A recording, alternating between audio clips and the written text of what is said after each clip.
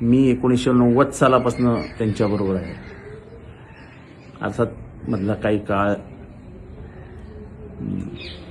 जी परिस्थिती होती त्याच्यातनं आम्ही गेलो, पण तरी आपलेपणा कधी हरवला नाही. मला वाटतं की आज महाराष्ट्राने एक चांगला नेता गमावला आहे, जी पोकळी भरून येणार नाही. पण सर्वात मोठी हानी झाली आहे ती पवार कुटुंबियांची. पवार कुटुंबियांचा वारसा खऱ्या अर्थाने पुढे घेऊन जाण्याची ताकद असलेला माणूस अजित पवार, आणि नेमके तेच गेले. ही हानी पण भरून निघू शकत नाही. या दुःखद प्रसंगी पवार कुटुंबियांना हे दुःख सहन करण्याची ताकद मिळवून याच्यापेक्षा आपण काय बोलू शकतो.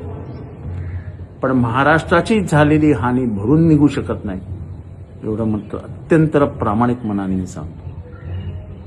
महाराष्ट्राची मोठी हानी झाली.